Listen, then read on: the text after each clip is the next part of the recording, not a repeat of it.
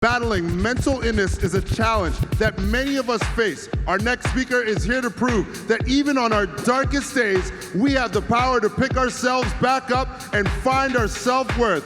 Please, We Day Atlantic, welcome Tyler Simmonds!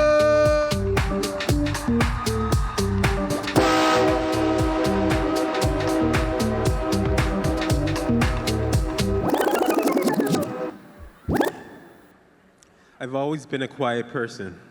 Even as a kid, I was soft-spoken and sensitive, and I questioned everything. But mostly, why am I always sad?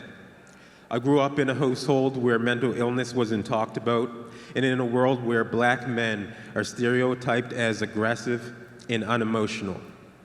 It was traumatizing, feeling like I had to walk on eggshells just to prove that I didn't fit that image. I had a hard time making friends. I was socially anxious and afraid of saying or doing something that would give off the wrong impression.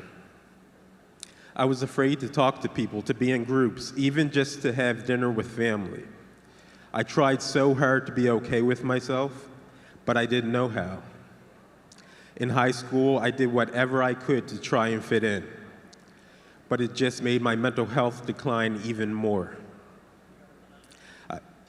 I didn't even know what mental illness was at the time. I just remember thinking, I don't feel crazy. Of course, having a mental illness doesn't mean you're crazy, but everything I knew about it, I had seen in movies, which often doesn't portray mental illness very well. When I was getting ready to go to university, I decided that I had to figure out what was going on in my head. I remember going to the internet and searching the question I'd been asking myself since I was a kid. Why am I always sad? I printed off articles and information about anxiety and depression to talk to my parents, but it was hard for them to come to terms with the fact that maybe I needed help. They raised me under the notion that if you have faith, you can get through anything. But faith wasn't a miracle cure for me.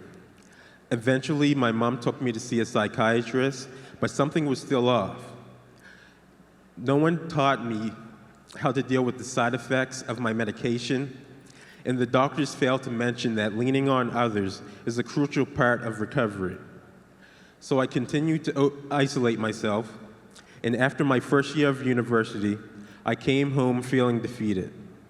Then my granddad died, and I hit rock bottom. I was in shock. I couldn't feel happiness, and I couldn't feel sadness. I was numb. I started to wonder if I even wanted to live anymore. So on my break at work, I went to the pharmacy, refilled my prescription, went home, and swallowed all of it. As I laid in bed, remembering what led me to this point, I thought about my granddad and how he always told me, "Don't give up, Ty, keep going."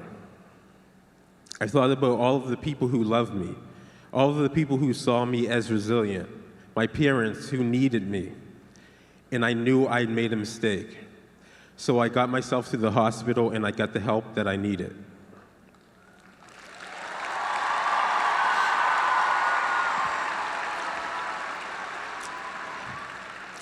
I started seeing a therapist that understood me and truly wanted to help, and she taught me how to accept myself for who I am. She taught me to be vulnerable, and she gave me the confidence to face my fears. I knew that before I could change anything, I needed to change what was in my mind.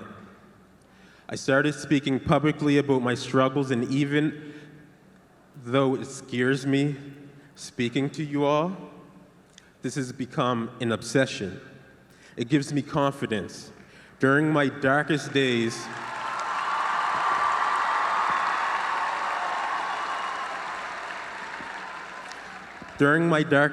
my depression would make me feel worthless, but helping others reminds me that I'm meant to be here. I also started making short films on YouTube about my mental health struggles and about growing up burdened by Black male stereotypes.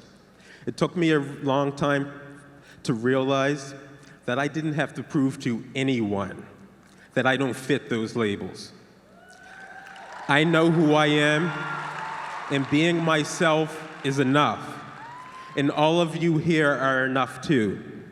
Don't let anyone tell you who you should be, and never be ashamed of what you've been through. I've learned to love myself, and I want all of you to do the same. Thank you, We Day. I love you.